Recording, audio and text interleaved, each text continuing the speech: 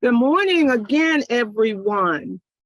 Want to talk this morning about the club success plan, and we're going to talk about the what, the why, and the how. And I'm going to have to not go to, for some reason, this presentation mode. So I'm going to do it this way. What our agenda will be this morning, I'm going to cover what the objectives are. And then as an icebreaker, I was going to do this icebreaker where I asked each of you to tell me how many years you've been a Toastmaster, and that would have been the collective years of experience, but I didn't get a chance to do that before we started the meeting, but I'm just going to take a guess that it's about 100 years or more. We're going to talk about the club success plan, the what and the why, and then we're going to talk about strategies, the how. One of the things that I discovered during the virtual club officer makeup training, the one thing that got everybody energized is when we started the knowledge share and talking about strategies in terms of membership building and membership retention and public relations. So we're going to talk about the how. And then the conclusion will be, well, what's next for each of you in terms of being an area director or division director. So the objectives this morning, and these are pretty tall order, and if I miss them, let me know, and I'll just try to do better the next time. But in terms of our objectives, there are three. Refresh and deepen our understanding of the importance of the club success plan.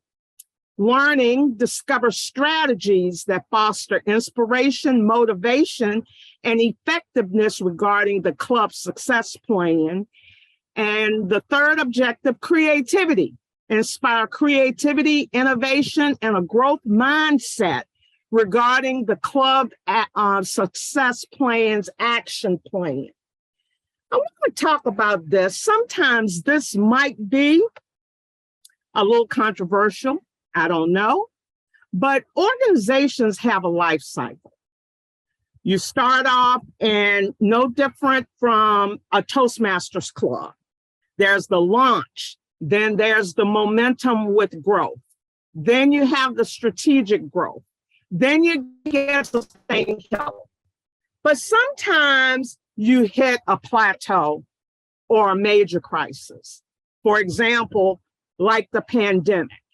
And it depends on what you do. If I look at organizations such as churches with the pandemic, what happened is that if they did not start a new S-curve, many of them closed their doors or went out of business. And it's the same thing with the Toastmasters Club with the pandemic.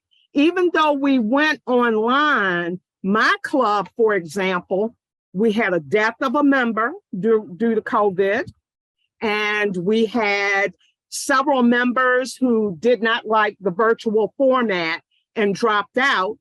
And then we had other members where life happened.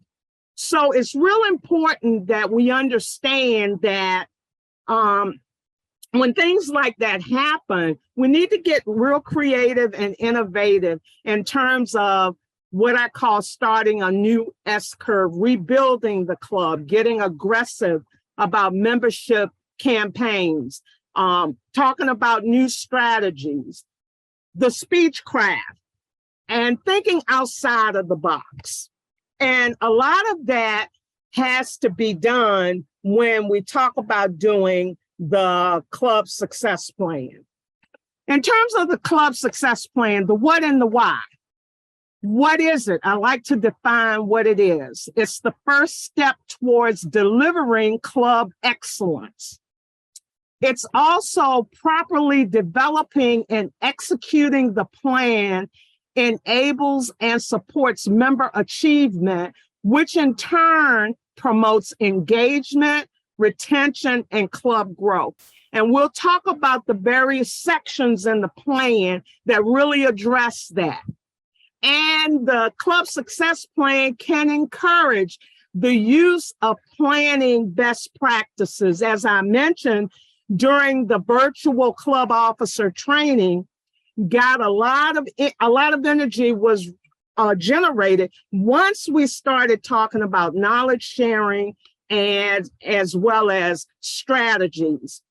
And the thing about the club success plan is that it has to be a living document.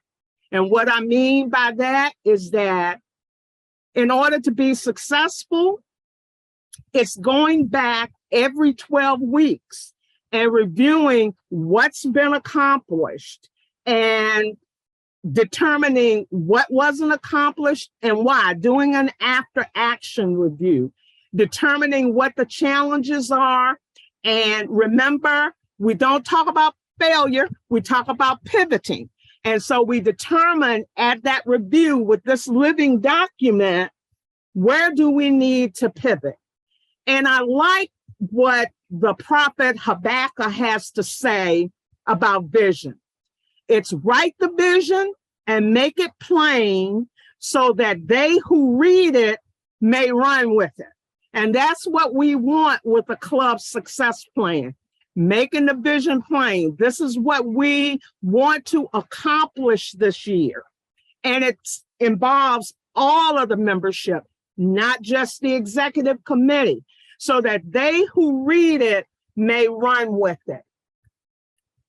I like this statement by Lance Miller, who was Toastmasters 2005 world champion, world championship speaker. And he said, why do clubs fail? And there are 3 reasons why they fail.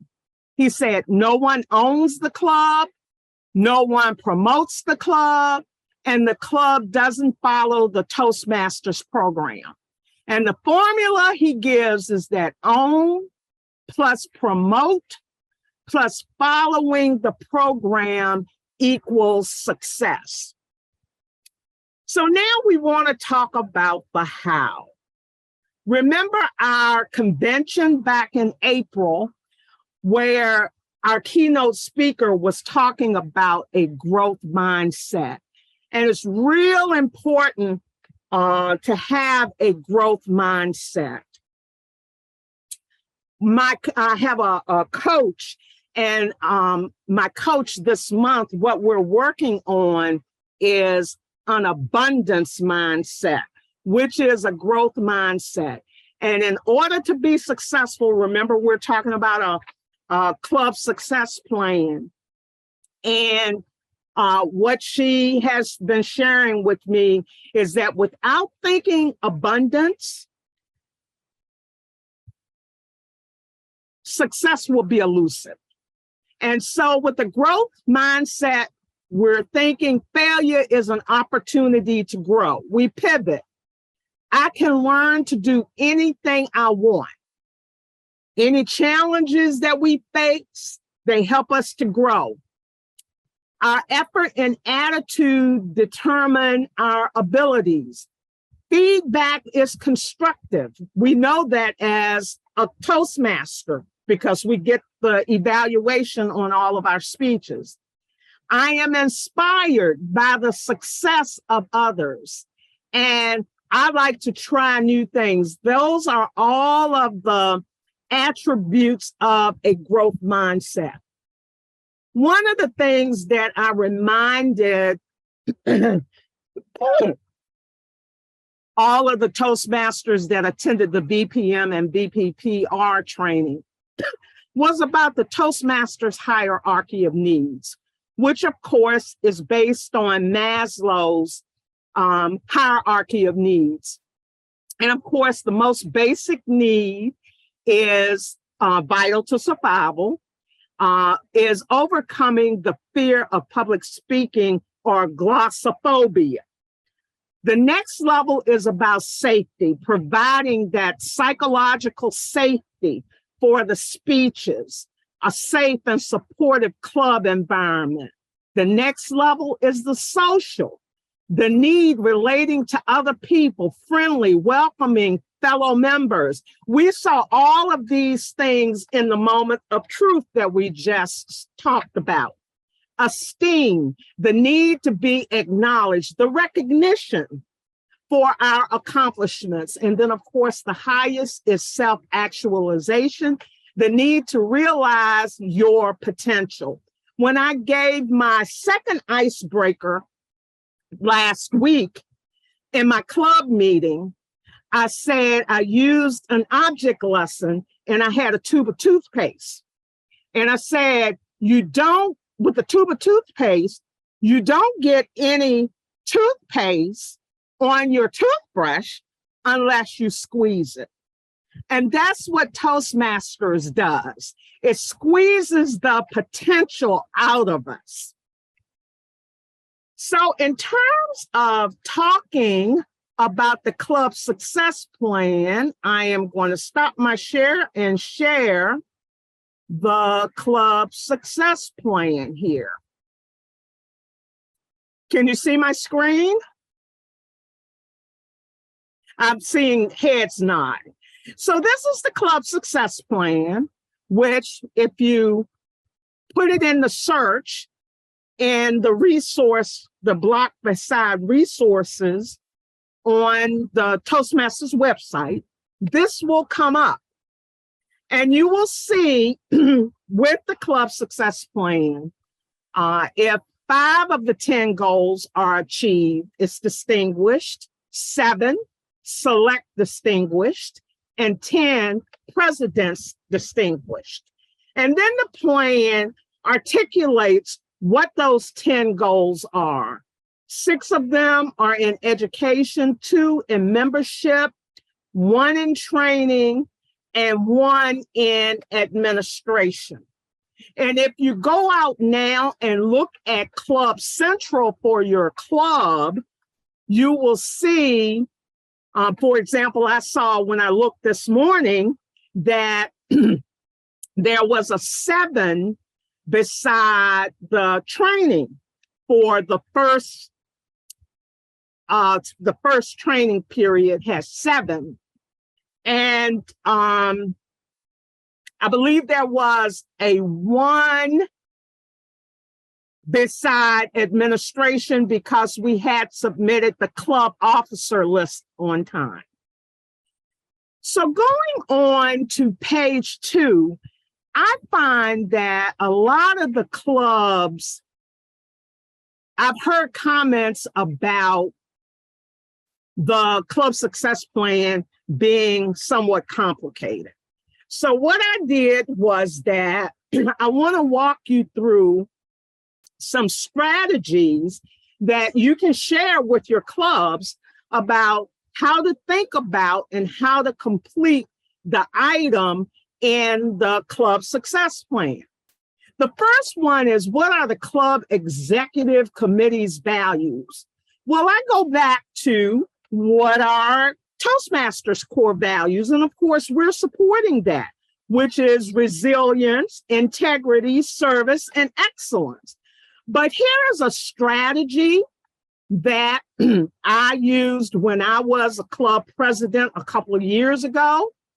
I discussed during our first executive committee meeting, each officer prior to the meeting, their assignment was to identify what he or she would like to see happen in their club officer role and the club during the coming year. And then during the executive committee meeting, they would share for 1 to 2 minutes on what they wanted to see. I also provided them the Toastmaster Club quality checklist and asked them to think about how our club compares and where the gaps exist, to do a gap analysis. And then we discussed the calendar for the year.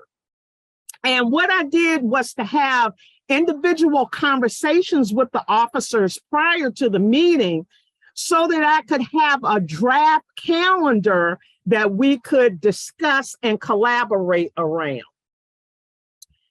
The second question is around how will decisions be made? And here is an idea of drafting or developing an accountability statement. And the accountability statement would document number one and number two, which would be the values and the interactions. And in terms of the accountability statement, real easy to put together, can use the roles and responsibilities of each officer or the essence or the summary of each role from the leadership handbook. And commitment to training goal and submitting club officer list on time. Now, in terms of the club officer training, I was talking with Jim this week about what I see as a pivot for the winter WLI. And that is wanting to go ahead and establish the dates ahead of time for the virtual makeup training, realizing, being realistic, that even if we do have it in person, as we did with SLI, everyone is not going to attend.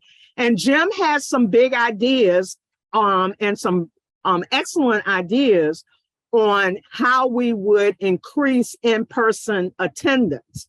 But again, we have to realize that it will be December and we may not get 100% participation in person. So go ahead and establish the virtual training dates ahead of time so that the officers will know, and then have a Google form with the dates where they have to commit to which of the dates they're going to attend the virtual makeup training. And back to the club success plan, having an annual calendar, going ahead and developing an annual calendar so that you know end to end what's going to happen during the program year. In terms of this, how will the club executive committee resolve differences of opinion? That can be documented in the accountability statement. And how will the club executive committee be held accountable for its responsibilities? And that goes back to the responsibilities of each of the individual roles of the officers, which is spelled out. Then we want to talk about member engagement. And Christine covered the moments of truth. One of the things that I did in SLI last year was the member survey. And of course, the member survey has a lot of the information that is included in the moments of truth. And then I also believe that it's a good document to go along with the member development plan. And then these next questions assess the moments of truth and how motivated are members to attend club meetings, which will come out of the moments of truth, and how motivated are members to sign up for meeting roles. And one of the things that a club may want to take a look at is, I threw the question out during the training for BPM and BPPR about how many clubs are using FreeToast Host and how many are using Easy Speak. And if you use FreeToast Host, for example, the agenda is done right there. Your club officers or your club members can sign up to give a speech, to give an evaluation, and to sign up for meeting roles, which makes it real easy. And then you can produce the agenda based on the responses in FreeToast Host. Then the next one is, what strategies will your club use to ensure members consistently attend club meetings and take club roles? Again, one of the strategies that I have used in the past, and we'll start, we're continuing to use this. And think about how far in advance does the club do a calendar? And so you could do on a quarterly basis, the first month of a quarter or the end of the previous quarter, do a calendar for the next 2 months of meetings and determine who will assume the meeting roles at that time, so that you're planning ahead and you have that information already planned out. Now we talk about the education goals.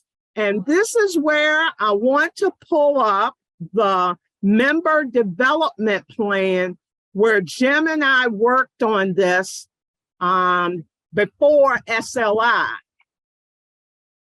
And I've gotten good feedback from everyone. And so I have gone in and revised the member development plan. And the whole point of the member development plan is for the member to see with them what's in it for them in terms of their participation in Toastmasters. And Toastmasters has done several articles over the past year on soft skills now becoming durable skills, and about how the pathways really provide the members with durable skills. And one of the things that I talked about in the BPM and the BPPR training is about what skills are developed in your officer role. And to all of for each officer role, all of that information is provided out on the Toastmasters website. If you Google doing it, to do a summary of the club officer role, and that information is there. But back to the member development plan. We talk about, and let me see if I can zoom this up to 200%. Okay. Nope. I'm going to take it back down to 100. And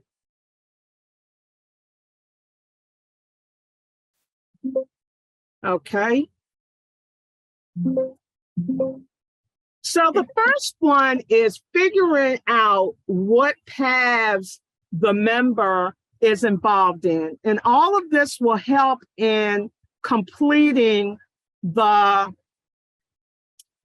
education goals and the action plan in the club success plan. And so the member would think about, well, what paths are they enrolled in? And then what they would do is list and describe the major projects and initiatives that they will be involved in at their Toastmasters club, on their job, in their church, or in other volunteer organizations during the upcoming year. Then they would start with the end in mind and setting their personal growth goals. And they would take some time to think about what they want to achieve and how they want to set themselves up for success. As an example, my goal that I'm committing to this year is that I want to complete my second path, which is team collaboration. And what skills will you need to achieve the goals? Think about how pathways can support your development. And you can explore this with the VP of Education, VP of Membership, your mentor, or if you have a personal development coach. And then realize that when someone comes in, and all of us, when we came into Toastmasters, we already have gifts, skills, and talents. And so we want to think about, well, what are my top 5 skills, gifts, and talents? And then after considering number 4 and number 5, pick one relevant skill to help you discover the area you will focus on first. This one skill should be something you can work on that will help you get closer to your goals. And then number 7 is listing any skills or personality assessments you have taken, such as StrengthsFinders, Myers-Briggs, to summarize the results. And then the final page is the action plan. And I've done 2 different versions, which I have asked Paula to upload on the website. This one has the date control, where you can click on this and a calendar will come up and you can select the goal. But the member action plan, the whole reason is for the member to think end to end. And hopefully this will address consistency at meetings, for example, and meeting the educational goals for the club success plan. And so this action plan is set up from July of the Toastmasters year all through June. And one of the things for this plan, which I really believe will help it to be successful, is to have an accountability partner or mentor for the member development plan. And I will go on to talk a little bit about strategies first, and then we'll come back to questions at the end. And so I want to go back to this and making sure that you can see my screen. Yes.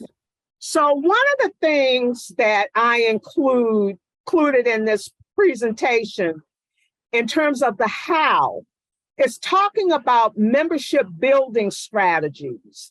And so you see that here that there are 5 strategies that the executive committee can consider when pulling together the club success plan. Of course, the open houses, speechcraft, special events, the email chain, and the word of mouth.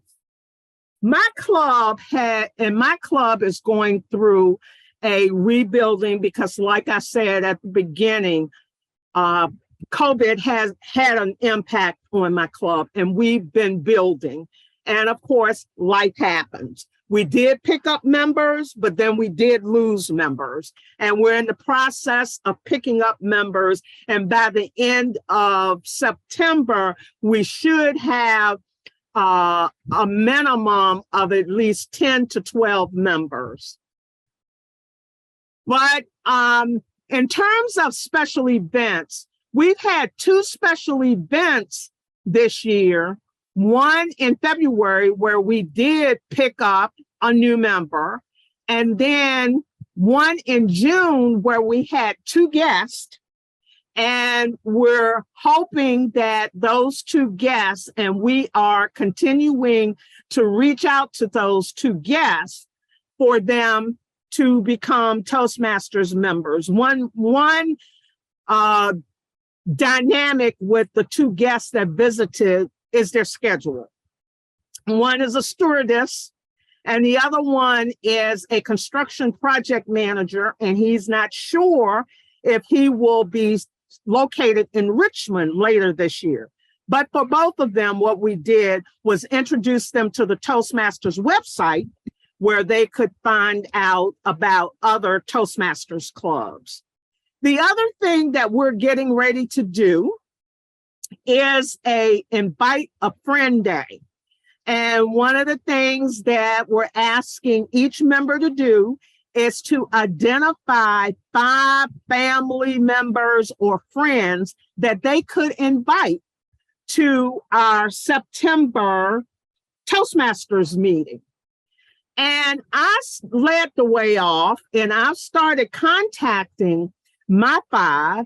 And what I did was to identify how Toastmasters could benefit each of my friends that I invited. One friend, for example, is working on a book about her husband, who was a high-profile public official here in Richmond that died way too young. And she's writing a book about him. And so I said, hey, come to Toastmasters.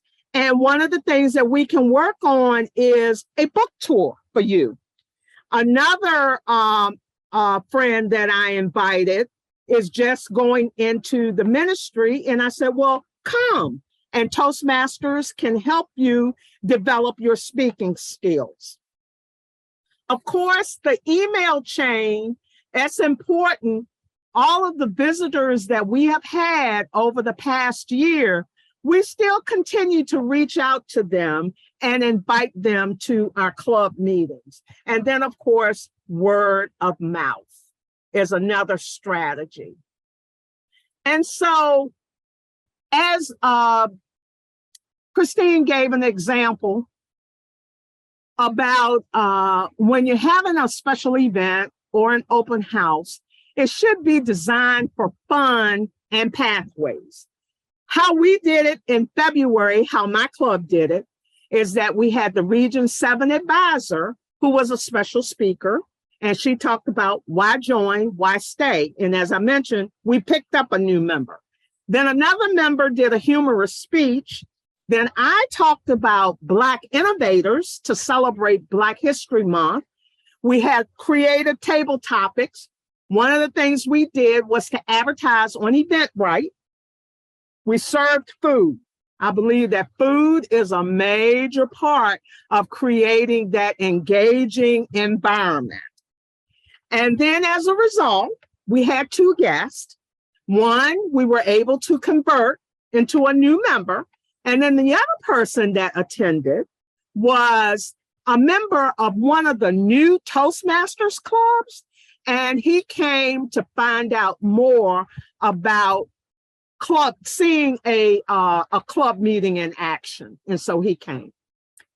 In June, we had our in-person relaunch for our club. And so what we decided to do was to, again, use pathways, but use it differently. My speech was mind mapping to create an icebreaker speech. We had another member that talked about how you go about developing a vision board, which is, again, a pathways project. Another member talked about mentoring and coaching. And then Linda Kennedy stole the show with the Udly demonstration. And then we had table topics, which was done creatively. Again, we advertised on Eventbrite. We got 2 guests. Again, we served food. And as I mentioned regarding our 2 guests, we invited them to join, chatted with them. We're continuing to follow up with them, and they were added to the club's mailing list. And then I talked about Invite a Friend Day. And another thing that I want to point out to add to the resources that Christine had in her presentation, and then I have a handout that I'm going to send that I created for the VPM VPPR workshop that has a list of a number of different resources that may not be on Christine's list. But here's another one, is that Toastmasters has a virtual guest packet, and that's a nice packet to send to guests.